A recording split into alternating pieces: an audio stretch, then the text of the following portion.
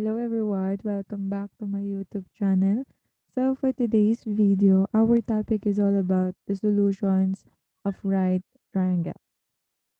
Our objective is after this lesson, the student will be able to define and the mnemonic SOHCAHTOA in finding the measures of the unknown sides and angles of a right triangle. So, ano ba yung ibig sabihin ng SOHCAHTOA? SOHCAHTOA, it is the short term or the mnemonic of the sine theta equals opposite over hypotenuse, cosine theta equals adjacent over hypotenuse, tangent theta is equal to opposite over adjacent. Para mas madali at matandaan natin ng madali yung formula, let's have the SOHCAHTOA. Okay? Solving a right triangle, it means finding the measures of the unknown sides and angles. If two sides are given, we can find the missing side using the Pythagorean theorem. So let's have an example. Solve right triangle ABC if C is equal to 90 degree, A is equal to 20 degree, and A is equal to 12 centimeter. We have to find side C, side B, and angle B. So to find the hypotenuse, let's find first the hypotenuse. We have given of angle and its opposite. Since given ang angle at ang opposite, tapos hinahanap natin si hypotenuse, ang pwede nating magamit sa sixth trigonometric function ay si sine. Bakit si sine? Kasi si sine meron siyang opposite tsaka hypotenuse sa formula niya at given din ang kanyang angle. So we have sine A equals opposite over hypotenuse. So let's have sine A equals A over C. Pinalitan lang natin. Opposite over hypotenuse pa din yan. So ngayon magda-derive tayo ng formula to get the hypotenuse. Okay? So we need to do the cross multiplication. So we have C is equal to A over sine A.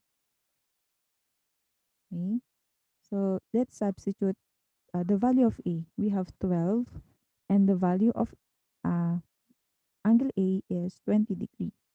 So dito kailangan natin ng scientific calculator to compute the sine 20 degree. Okay. 12 divided by sine 20 degree.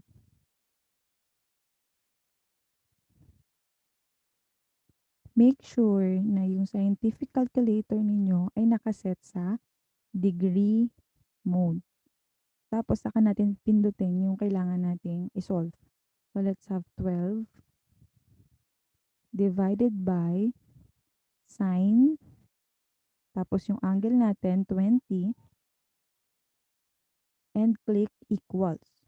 So 12 divided by sine 20 is equal to 35.0856528.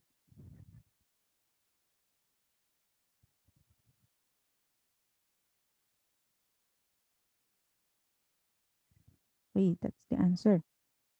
Or simply, we need to round off to the nearest 10. So we have 35 centimeter.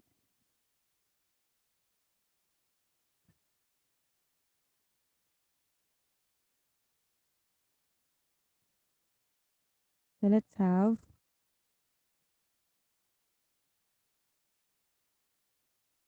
solving for B. So meron na tayong value ni hypotenuse. Meron na rin tayong value ng isa pang side ng triangle. So para mahanap natin yung isang side ng triangle, we need to use the Pythagorean theorem. Okay? Let's have B is equal to the square root of C square minus A square. Bakit minus? Minus kasi hindi naman si hypotenuse yung nawawala, which is yung other leg, yung nawawala. Kaya minus yung gagamitin natin. So let's substitute the value of C and value of A.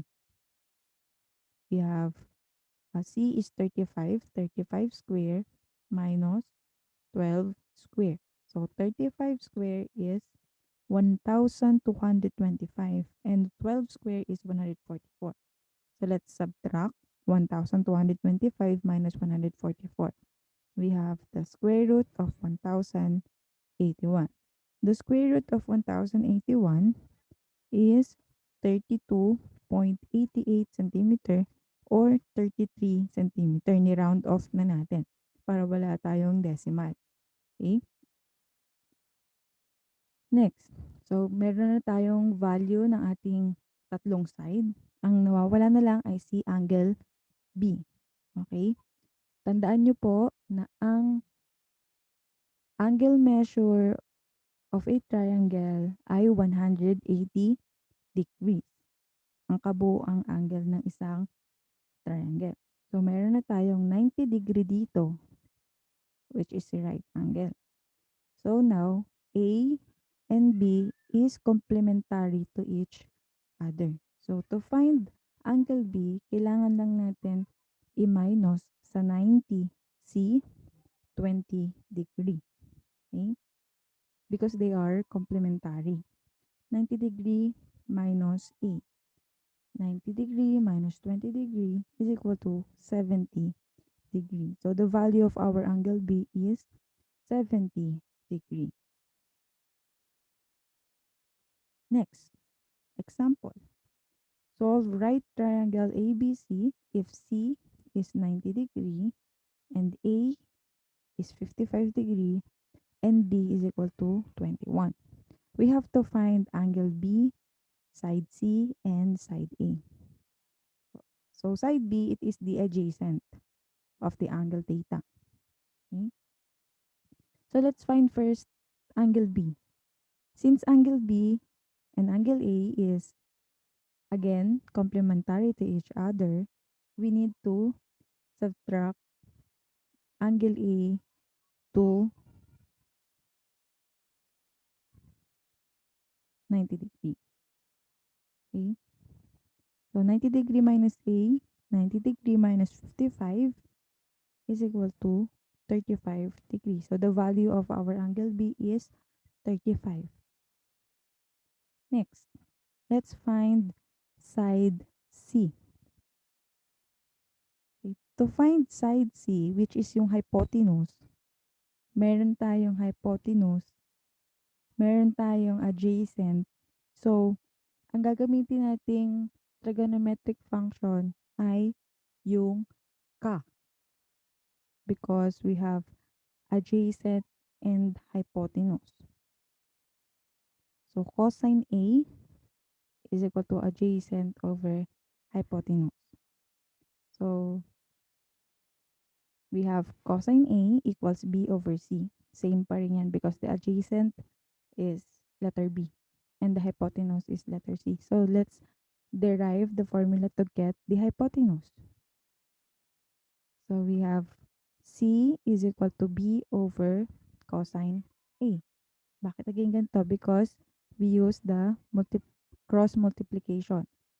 Okay? So, hypotenuse equals the adjacent over cosine A. So, let's substitute. The value of B is 21 and the value of A is 55 degree. So, kailangan ulit natin ng scientific calculator to find the answer.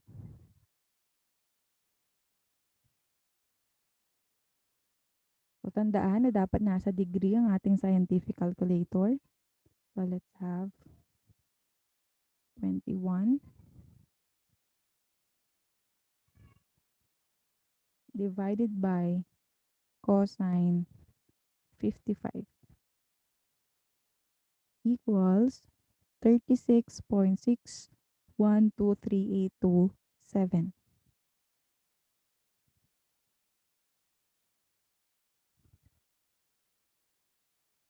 So we have 36.61238278 or 37. Round off na po natin. So the value of our letter C is 37. So to find A, since meron na tayong dalawang sides of triangle, no, meron tayong hypotenuse, tas meron din tayong isang side ng triangle, yung isang side na lang nawawala. We need to use the Pythagorean theorem. A is equal to the square root of C square minus B square. Let's substitute the value of C and B. We have square root of 37 square minus 21 square. 37 square is equal to 1,369. 21 square is equal to 441. So let's subtract. 1,369 minus 441 is the square root of 928. The square root of 928 is 30.46309 or 30. So the value of A is equal to 30. That's it. I hope you're learning.